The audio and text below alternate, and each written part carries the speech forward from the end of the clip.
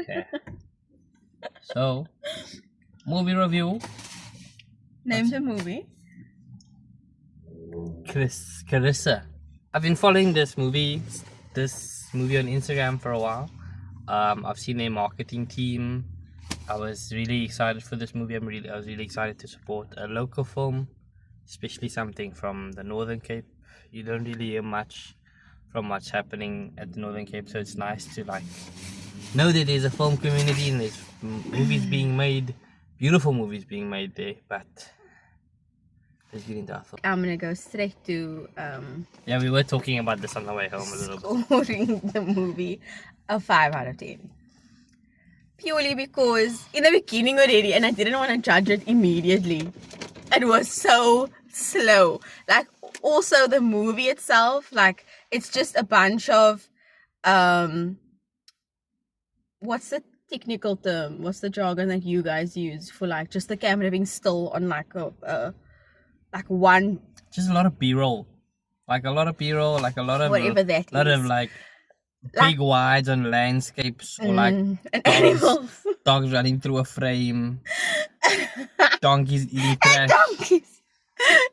You know, like these are beautiful shots, but like they But didn't in mean the beginning, anything. I think it took them like a proper 5 minutes. 5 minutes?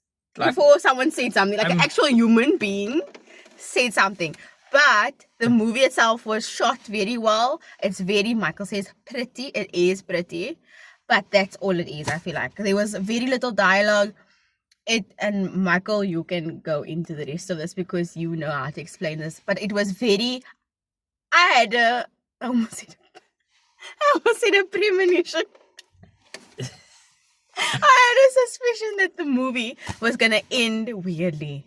Just because of the way it is. It's like those movies where an arty-farty person will look at it and be like, oh, that is stunning. And I'm just sitting there like, what just happened now? The ending is very open-ended. It doesn't tell you at all. Like, you must just assume things, and things are kind of like just insinuated, and you kind of have to build your own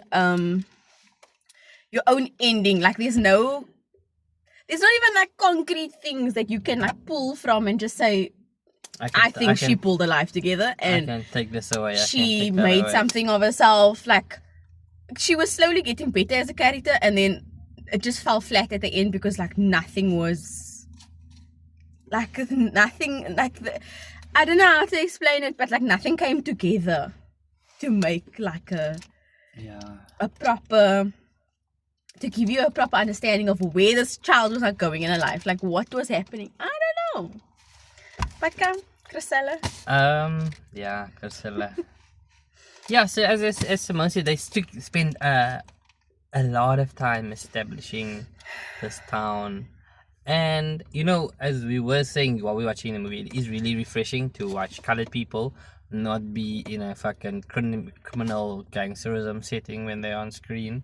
Because that's all people see. Whenever there's a colored person in a movie, most of the time when it's like a community of colored people, really fatiguing. We're in the Cape Flats and we are here as a gangster, and someone's getting shot, and this one is very chilled, calm. It's nice. It's only platteland. It's nice to see. Yeah, so we spent a long time establishing that town. And like the Oma in the beginning, it's a very creating Oma. She really does. Yeah. Does her what they wanted from this Oma, she gave them. No, she gave it 100%. They just said act like yourself because even her real name was used in this movie. She was herself. But what I was thinking is like I also feel this. Let me put that away. I also feel this like. Like it was building. I felt we were going somewhere. I felt the movie was taking me somewhere, and then it just ended, and I was like, "What?" And it was so beautifully directed in terms of like, as someone was saying, like the art direction was so like the shots, everything was really pretty, and we would stay in these like really beautiful, quiet moments with with like this. I feel like the filmmakers are very in love with the setting, and it's more of like a love letter to the setting. But like with it, I felt like it brought up so many important conversations or potential topics for this for this film to go down, for them to for the filmmakers to really give their opinion. Wait. The setting and the important conversations that could have been brought up. What did you do? Eh? So it brought up this thing of like communities in like small communities where a lot of the old people aren't working, the young people are feeling disillusioned. There's a lot of alcoholism is a big problem for people. A lot of people, characters, particularly elder men in this movie, kind of commented on how alcohol can really destroy your life and your relationships and stuff like that. But I mean, it didn't necessarily. We didn't go anywhere with that. It was just like that was happening in the background. Yeah, it's like you see like a quick snapshot of someone's life and how all of these things are just happening, but like never really like the flow of like it going. This was maybe we were expecting something else, but this was literally just a character study of her life for this moment, and it didn't go anywhere. I'm not sure where she is after this. Like the information we learned about rooibos tea in this movie was really lovely. Like That was really nice. I'd never seen the raw plant before. I've never seen the process. But like, what about it? You know? And there was like and there was a line about like Khoisan heritage, and there was a wonderful scene. Yeah, but like a quick thing. But a what passing about? comment. But what about? But what about it? I'm Koi, you Koi, and then she laughed, and then we moved on to the next scene. You know, like there's so many like small moments, and you didn't. I actually thought they were gonna expand on that quite a bit, because they kept on showing the cave paintings as well. Like it was. I feel like I don't know if it was emphasized, but like maybe I was just looking for something. Doing so much on a subtle level, and we just don't get it. But I just feel you did all.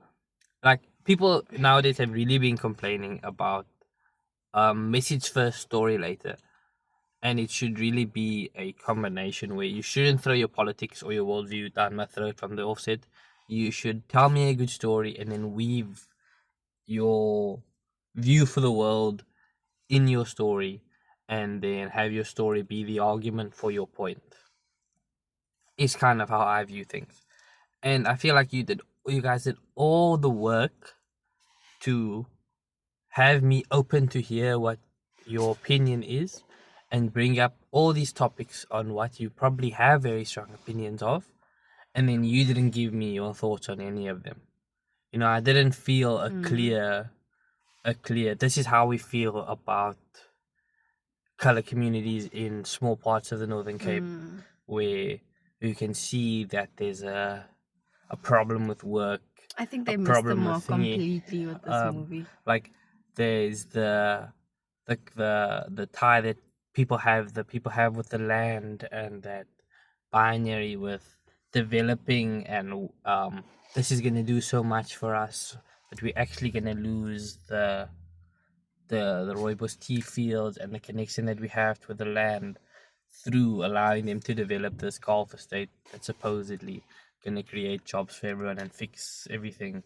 So it's like there's many important topics, but I don't know how the filmmakers feel about anything. You know? I know that I now have a bunch of more questions about things that this film brought up, and now I'm gonna think about those topics more. But you had the option, you did so much work to make me think about things, to make me ask questions, and I wanted to hear your answers, and you didn't give me your answers. And now I have an overall feeling of, but what about what you brought up? What did you went through so much effort to bring these things up and to present them to me and to have them be front of my mind, and then you didn't say anything. And that's how I feel about this movie. It just didn't say anything. Yeah. It was so beautiful, but it didn't say anything. Yeah. But the actors, really good. 10 out of 10. 10 out of 10. I think maybe, I don't know, maybe someone needs to explain like what was like the Yeah, maybe direction they were going in when trying to, like, what was the point of the movie. I'd love to chat to the people who wrote this and just be like, Just what's the point? yeah, it's There must be a point. You can't just make things and maybe put it I'm on missing TV. it. Maybe I'm missing it, because I was really excited for this. And I thought they were gonna say something. We could have watched other local film. What is it called? My fuck my release. We have to watch My Folk My Release. My Folk My Release is the next one that's coming. That's not, it won't stay in cinemas too long, I don't think. So we're gonna have to check it out. Because we're gonna have Again, it costs 579 rand for two people. With food. For two people to go Not to food, movies but in popcorn 2025. And we were the only two people in this movie. Local movie. That got limited release along different cinemas.